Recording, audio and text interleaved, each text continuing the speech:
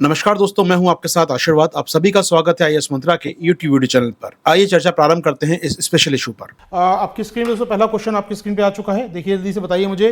प्रारंभ करता हूं, पढ़ता हूं मैं आपके लिए प्रश्न को।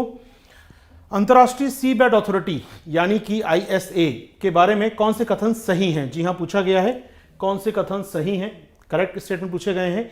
आईएसए की स्थापना 82 में की गई थी यूएन क्लॉज के अंतर्गत। जी हाँ, समुद्र के अंतर्राष्ट्रीय कानून जो है उसके तहत स्थापना की गई थी अंतर्राष्ट्रीय सी बेड अथॉरिटी या अंतर्राष्ट्रीय समुद्र तल प्राधिकरण की। इसका मुख्यालय पेरिस, फ्रांस में आता है।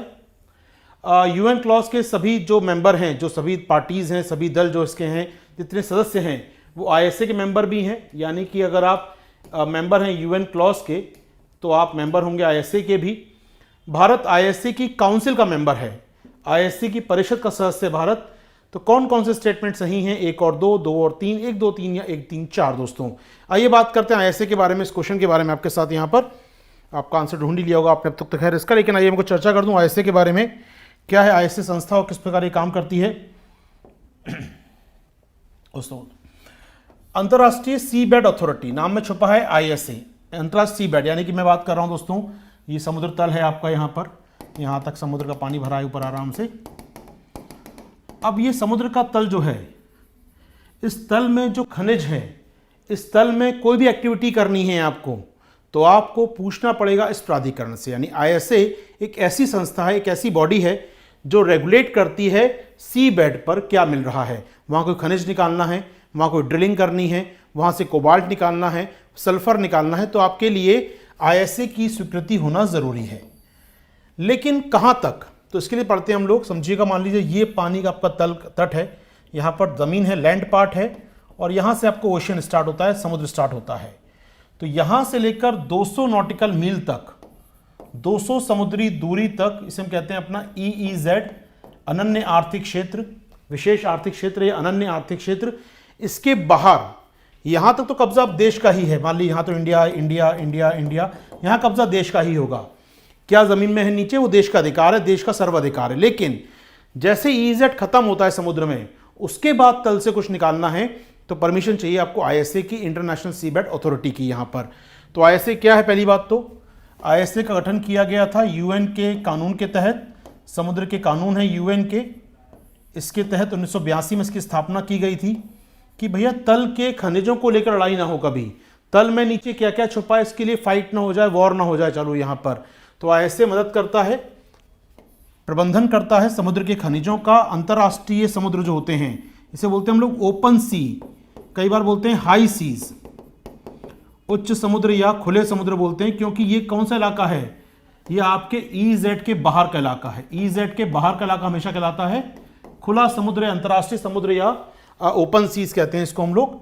यहाँ पर तल में क्या छुपा है इसके मैनेज कौन करता है? वो करती है आईएसए। पहला पॉइंट। तो स्थापना 1982 में हुई थी। जी हाँ, स्टेटमेंट सही है पहला। इसका मुख्यालय किंगस्टन, जमैका में आता है। जमैका जो आइलैंड है एक अमेरिका के पास, कैरिबियन द्वीप समूह में, तो उसकी शहर किंगस्टन में आता है। इसका हेडक्वार्टर पेरिस में नहीं है, तो दूसरा स्टेटमेंट गलत है। किंगस्टन में बना इसका मुख्यालय आईएसए का। तीसरा काम आईएसए का बताया मैंने आपको। यहाँ पर आईएसए में मेंबर वही होंगे जो यूएन क्लॉज में होंगे, जिन्होंने इस कन्वेंशन को स्वीकार किया होगा, जिसने अंतर्राष्ट्रीय समुद्री कानून को स्वीकार किया होगा, वही मेंबर बन सकता है आईएसए का। तो अगर आप इसके मेंबर हैं यूएन क्लॉज के, तो आईएसए मेंबर बाय डिफॉल्ट बन सकते हैं। यानी तीसरा स्टेटमेंट भी ठीक है। फोर्थ स्टेटमेंट है कि भारत इसकी काउंसिल का मेंबर है। अब समझिएगा कितने मेंबर हैं यूएन क्लॉज में, समझ सकते हैं। वो देश अगर मैं कहूँ जो लैंडलॉक होते हैं, भूमि रुद्ध है, नेपाल है, क्या समुद्र के कानून को साइन करेगा? वो भूटान है, क्या साइन करेगा? क्या करना यार मुझे, मैं लैंडलॉक कंट्री, मुझे क्या करना? तो दुनिया के बहुत सारे देश पार्ट नहीं है यूएन क्लॉज का। लगभग 168 देश, 168 कंट्रीज पार्ट हैं, और एक EU मिला लीजिए, तो 169 देश हैं जो यूएन क्लॉज को स्वीकार करते हैं।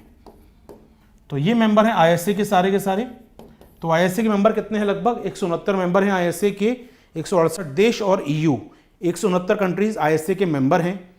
अब इस आईएसए को कोई फैसला करना होता है तो उसकी काउंसिल होती है, परिषद होती है, जिसमें लगभग 35 या 36 मेंबर होते हैं। तो भारत उस काउंसिल का मेंबर है। जी हाँ, भारत उस काउंसिल का मेंबर बनाया गया कुछ साल पहले, तो आईएसए की काउंसिल का मेंबर है भारत। जी हाँ, आईएसए की काउंसिल का मेंबर भारत बना हुआ है पिछले 3 सालों से दोस्तों, ठीक है। 36 मेंबर होते हैं आईएसए काउंसिल में, आउट ऑफ 169 कंट्रीज में 36 मेंबर होते हैं आईएसए काउंसिल में यहाँ पर। और ये इस असेंबली के अंदर, इस परिषद के अंदर भारत भी अपॉइंट है पिछले 2 सालों से दोस्तों। तो चौथा स्टेटमेंट भी ठीक है हमारा। तो स्टेटमेंट कौन कौन सी होगा इस प्रकार? 1982 में हुई थी स्थापना, जी हाँ पहला सही है। मुख्यालय पेरिस में नहीं है, जमैका में है। तीसरा मेंबर होते हैं, और चौथा परिषद का सदस्य। तो आंसर हो जाएगा अपना 134 यानी कि डी ऑप्शन दोस्तों।